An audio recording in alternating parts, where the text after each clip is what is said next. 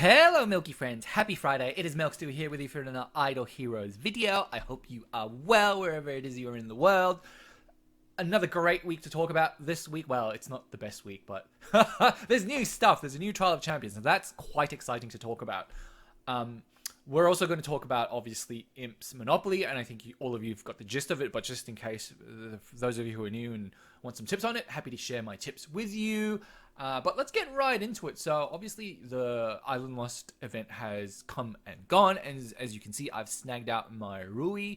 And the reason why I've snagged out Rui is not because I particularly need it. I already have a glittery Rui. I mean, you could always do with more, but all my other heroes are either running crowns or AMBs, which I have a stack of. What I will say is, if you're wondering whether or not you should get the Rui, or whether or not you should get the next artifact, I don't think anyone actually knows what the next artifact being offered in campaign is. Everyone just assumes it's a crown.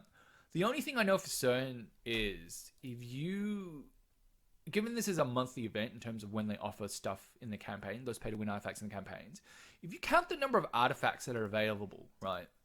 So if we go here, we count the number of pay to win artifacts that are just out there. So there's like 1, 2, 3, 4, 5, 6, 7, 8, 9, 10, 11. Effectively, it's going to cycle around once a year, right? So unless you specifically know what the past 10 or 11 were artifacts, pay to win artifacts were offered in campaign, and you're trying to predict, what the future ones are going to be, because you're holding out for, I don't know, some other one like an A and B or Demon Bell. It can't be Demon Bell because the last one was a Demon Bell. But if you're holding out for a particular one, I'd say it's not worth it. If you have a need for Rui right now, and you have the Universal Crystal Shards, I say just do it. Because everyone, like I said, everyone just assumes the next one's going to be Crown, but you don't actually know that for 100%. Well, you don't actually know that for certain. You can look at the history and see what's been offered, and you can see, yes, indeed, the crown has never been offered, so theoretically it should be due for it to be offered, but you just don't know with these guys, right? So I took the Rui. Next week it's a crown, then so be it. I probably don't need another crown, but if it's an A and B, I'm going to cry because I need another A and B. Because obviously everyone's going after A and Bs right now because they're trying to build the glittery, the splendid versions. Just that's where this game is headed, and I'm going to talk more about that later. But that's Island Lost. Then these value packs. I'll tell you how to value these. You can't. The problem. So if you look at my spreadsheet in terms of everything that's of value, it's hard to value the dice. And the reason why it's hard to value the dice is because it depends on when you use the dice. So 40 dice at the start of Imp's Monopoly, when you do Monopoly, are useless, right? Because you're trying to level up these stars, and it's not until you sit on these starry huts and you level up to level 5 that the stars start to become worth more and more, right? So 10 stars at the start of you playing Imp's Monopoly has less value, or almost no value, compared to 10 dice towards the end, say where you have 190 stars already, and you're going for that extra 10 stars to get to 200, etc. Right? So these value packs, like, you have to value the dice on an incremental basis, and I'm going to show you what I mean after. And same for this adventures pack, right? So we know the gem value of these 5,000 gems because it's, well, gems. Then we know the value of these scrolls as well, but it's really hard to value these dice. Usually speaking, well, up until now. Now I'm going to teach you how to value this dice and whether or not it's worth buying this $50 pack or whether or not is buying any of these other packs, right? So that is adventure package. Before we go into the value analysis of Imp's Adventure, I just wanted to very quickly do a very special valuation for you on the materials chest. So you can get materials chest here. So you can pick from 100 million gold, 75 million spirit, promotion stone, pink dust, and the monster bits, right? And they've all got different values, believe it or not. They haven't done it, the values aren't equalized, right? And similarly in the Tarot Hut today, I also got a materials chest where if I go to my bag, it's a slimmed down version of the overall bigger material chest, and there's no gold, but you can get spirit, promotion stone, or pink dust, and the monster bits. So then you're probably like, well, Milk Stew, which one should I get? Most people go for the one that they need the most, and it's probably going to be spirit in all honesty, or pink dust, and people are just going to not think about it and just get, yep, I'm going to go for that because I need it right now. But being the value conscious tight ass prick that I am, I'm going to tell you about the value associated with each of the chests. So for the chest that I just showed you, the Povo chest, the one where you don't get the gold and very little spirit, when you convert everything, and so guys, I'll share the spreadsheet, I'll give you the link, but it's effectively tied to this overall historical value pack spreadsheet, where I asked you basically to enter in how much you can buy gold for in the Hand of Midas, because that value drives the value of gold for you, and it drives also the value of spirit for you as well, because in the game you can use gold to buy spirit, so the two are interlinked, right? So how much you can get gold for is directly tied to how much spirit is worth as well. So that's the only key thing to keep in mind when you're using the spreadsheet. But if we go back to the materials chest, right? So that first chest, you would assume that all those things are the same in value. They're not, right? So that first chest, you can either get 4 million spirit, 3,000 promotion stone, or 3,000 pink. The spirit is worth the least out of all those things. You should absolutely go for promotion stones or the pink when you are confronted with this little mini chest, right? But that assumption doesn't hold. When you talk about the big chest, right? So when you go in here and you go to Imp's Adventure and you get to 260 because you're lucky enough, right? Or 230 rather. And you're trying to pick between gold, spirit, and promotion stone and pink dust. And you're asking, well, Milk Stew, what's the cheapest? What's the best deal? The best deal here, believe it or not, is spirit, followed by gold. And you should just skip the promotion stone and the pink dust, because you can buy those in Celestial Island, the merchant, for 0.12 gems a piece, right? And that's the best place you can get the pink dust and the promotion stone when it comes out. And he comes around often enough that you can buy it for gems. But in terms of if you had to pick something to get from the materials chest on Imp's Adventure, when you get to 230 stars, if you're looking at it purely from a value perspective, in terms of I can spend gems today to buy gold, to buy spirit, to buy promotion stones, to buy pink dust, what do I get? You should go for spirit and or gold from that materials chest, right? That's what the analysis is saying, right? So that's the materials chest out of the way. Now I promised you, well, Melissa, you talked about incremental analysis. What the fuck does that mean? So incremental analysis is basically, let's assume that, you're at, for argument's sake, you've used up all 78 of your free dice and the ones that you can get for 4,500 stars. And you're on 198 dice, right? So 198 dice, 190 stars. So you're 10 short of this chest, right? So then you're asking yourself, well, I really want to get to the obviously 200. And maybe 230. It depends, right? And you're absolutely right. It depends, right? So incremental analysis is basically this. So if you're at 190 stars right now, right? Stars. I blow this up. And you're trying to work out how to get whether or not it's worth buying a value pack to get to basically 200 stars, right? First off, each dice towards the end is worth about 2.5 to 3 stars. Like, I would, if you're going to plan on 2.5. You're pushing it if you're assuming you're going to get like 3 stars out of every dice on average. 2.5 is the safest bet, because using that 3 assumption, I completely fucked myself last time this came around. And I had to buy a value pack and an adventure pack just to basically get to 260. I thought, because I was at 200, right? And I used each dice was worth 3 assumption, or 2.5, or I was at 210 stars. I didn't get to 260. I got to like 255, and I ended up buying one of these extra packs, which completely fucked me over. So for planning purposes, assume that each dice is worth 2.5 stars. So then you're probably asking yourself, well, if I'm at 190 stars and I need 10 more stars to get to the final pack, right? To open up, where are we going? To get to this chest where you can pick any hero, right? Then the value of the dice, those 4 dice in the $10 pack, is basically what you get out of this chest, right? So that's how you value it. So for example, this value pack, right? $10. You get 500 gems. Cost $10. Gems, scrolls, and then we'll just say 5-star food, right? Or 5-star hero. And so in terms of what that is worth, right? I can't spell. 5-star hero. We said a 5-star hero that you can basically pick is, in feathers term, it's 60 feathers, and each feather is basically, where are we going? 60 feathers times the amount of, well, the value of each feather, which if you believe in the math here, it's 52 feathers or gems per feather. So it's about 3,000. Why isn't this working for me? It's about 3,000 gems for that 5-star hero in that chest. So then, obviously, the gems per dollar equation is the following. So it's the sum of all these things divided by that gems per dollar.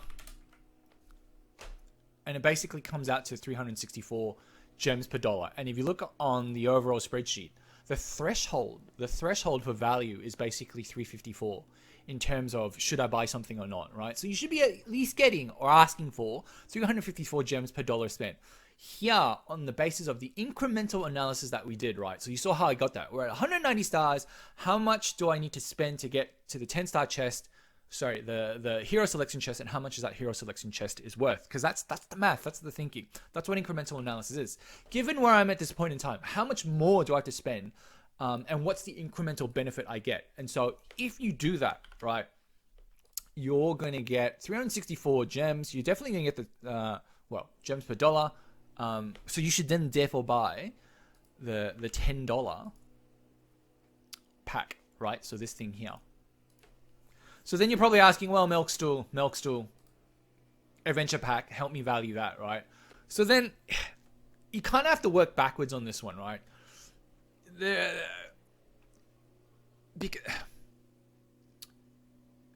You have to work backwards in the sense that really, if you exclude the dice, this pack is almost entirely worthless, right? So if you do the math, let's do the math, $50. You get 5,000 gems, and then 60 scrolls, 60 times 125 gems per scroll, and on a gems per dollar basis, it's 250. Like this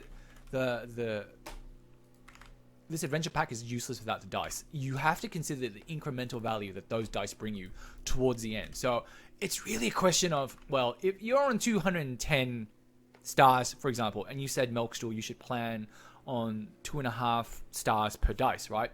So then really this is worth 50 dice. So let's just run with that hypothetical scenario. You're on 210 stars and you're asking yourself, well, should I buy that pack to basically go for this? Because milk stool, you told me 2.5 stars per dice. So 20 times 2.5 is 50. So theoretically I can get this and I can get this, right?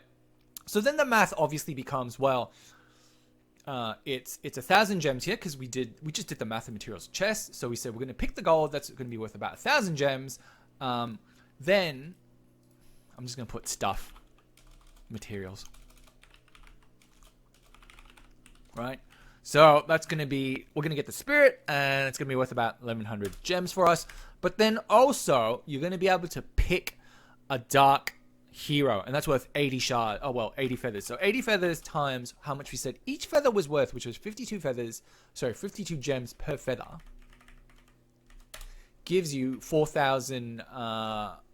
We're saying the ability to pick any light dark hero we want is worth 4,000 gems.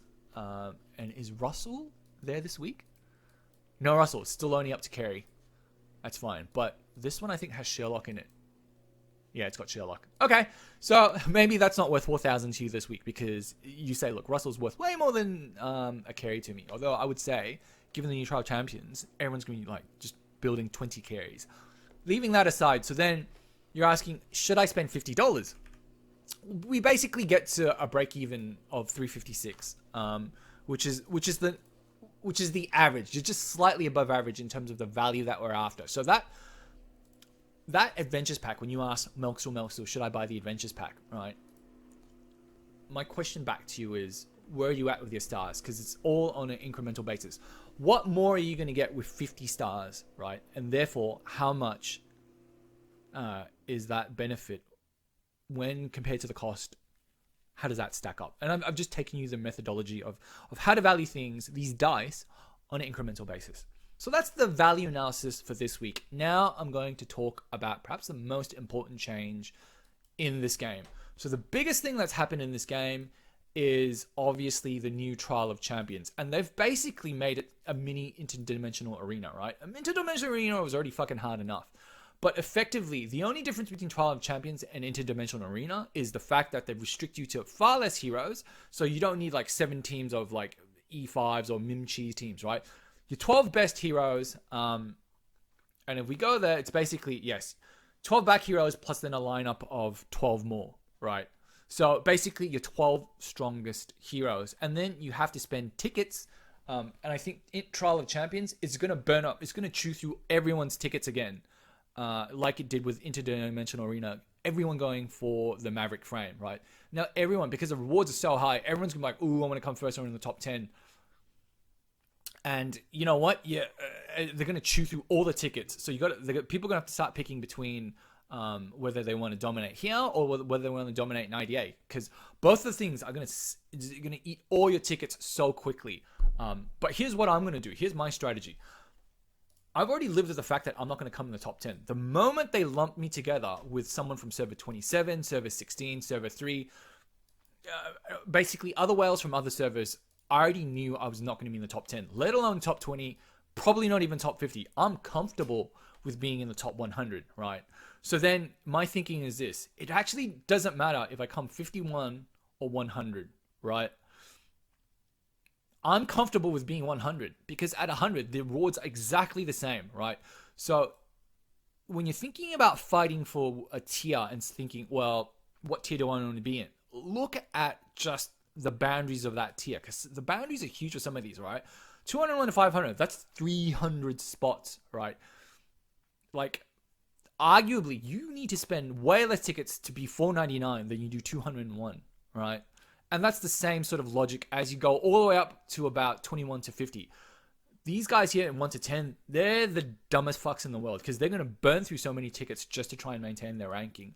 Whereas what I'm going to do is I'm literally going to wait at the last minute, because unlike Interdimensional Arena, every fight costs you 3. So you could literally in the last hour of Trial of the Champion just do all your fights and get all the way up to whatever tier it is to you that makes the most sense, right? That was a mistake. When this Trial of the Champions dropped, I was burning tickets just trying to get up here. But then I realized there's no fucking point, right? Unlike Interdimensional Arena, where you can't basically fight your way to Maverick on the last day because the number of tickets that you consume goes up and up as you do more fights. It's fixed. In Trial of the Champions, it's fixed in terms of how many tickets each fight costs. So there's no incentive to go like every day or even early. To win, to be smart about this, you basically want to fight in the last 30 minutes, because I guarantee you not everyone's in the same time zone. These motherfuckers up top, they're going to be sleeping, right? That's how I won.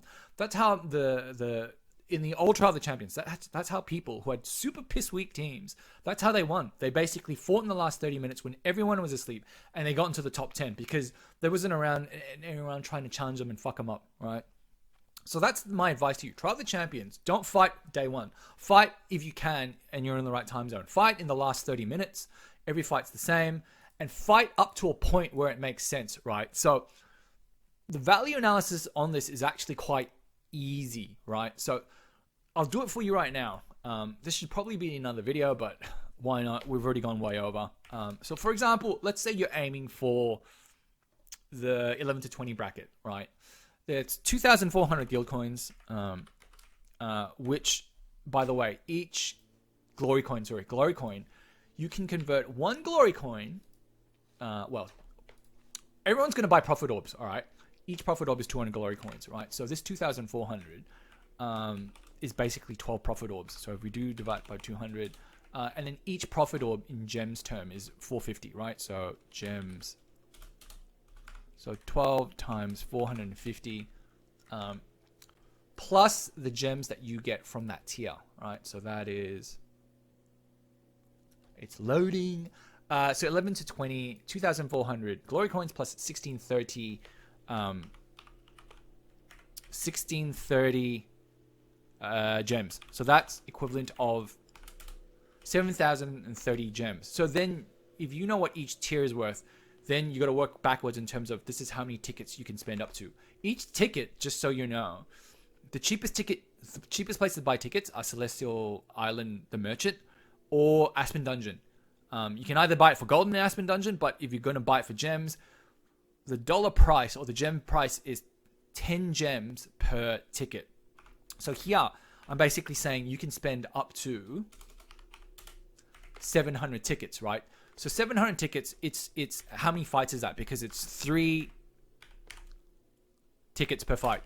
So you can, if you're shooting for 11 to 20, you can waste up to 234 fights to get into this bracket. That's how you think about it. So if you're doing for some other bracket, like 500 to 1,000, right? You just adjust what you get, right? So you adjust these glory coins. So let's do that for right now. So you get 1650 plus the gems, 870. So that's 152 fights that you do here, 501 to 1,000. I'll probably do a separate video on this because most of you would have tuned out. But that's effectively how you think about Trial of the Champions in terms of how many fights you should do, how much you should investigate into this tier. So fight in the last half hour to hour if you can, and then aim for one of these tiers. Convert it to the number of fights that you can spend up to get into one of these tiers. And for example, if you know, if it takes you only say 20 fights to get to 200, then just stay there, right? Because if it's going to get you, it costs you 5,000 tickets to get to 100, the payoff isn't there. But you only want to be the bottom of these tiers, right? You're only going for, not the top 10, because you'll never get there, right? You're only going for like 50, 49, 48, 199, 98. There is no incentive to go beyond that. So this is making it very clear. You just want to do the bare minimum to get to the tier that you want, right? So that's the key thing to understand in this new Trial of the Champions mode. It's a ticket sink for those stupid enough to do this like on day one, like this GDP guy, or this Tony Tats, Slanty, and Maxwell.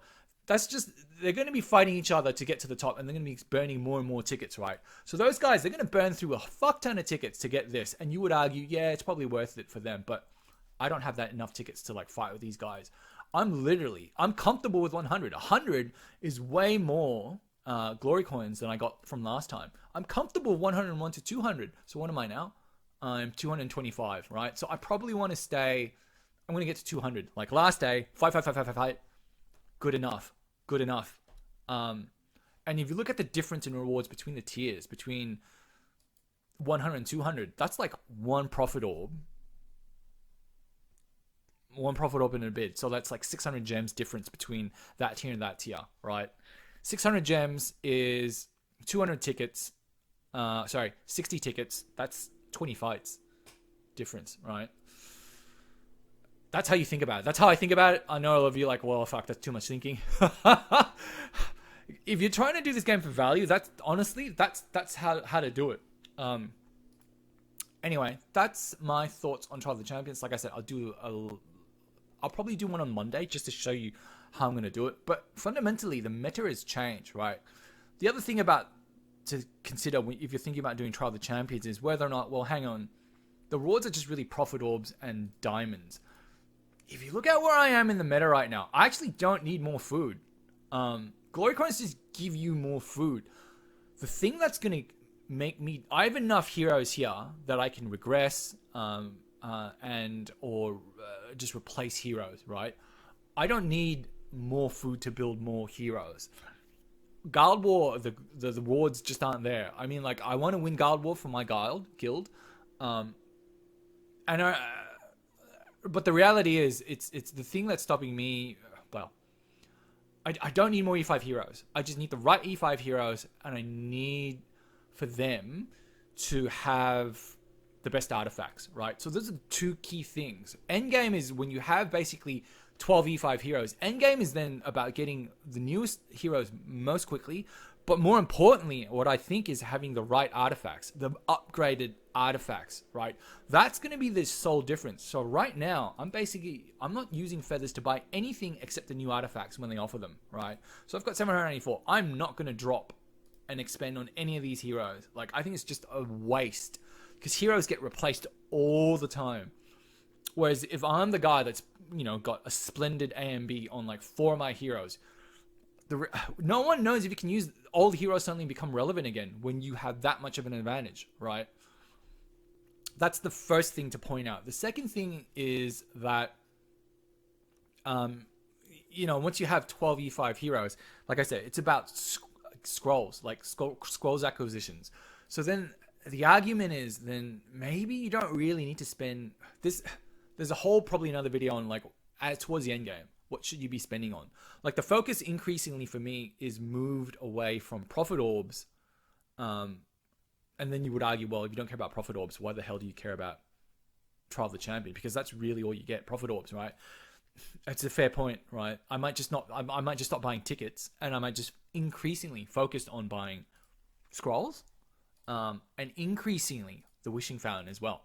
Because what I haven't realized is it's a rich source of these purple artifacts, which I need for essence to upgrade my artifacts, right? I'm constrained right now. I don't have enough junky artifacts to throw away to build up like the glittery versions of Rui, splendid versions of Rui, splendid versions of A and B, right? Anyway, I know that was a very long video. Hope you appreciated that. I always do long videos. Hope you have a great weekend ahead. Like I said, I'll probably do another Trial of the Champions video separately because I know a lot of you would have tuned out, and I just want to do one specifically Trial of the Champions. But hope you found that useful.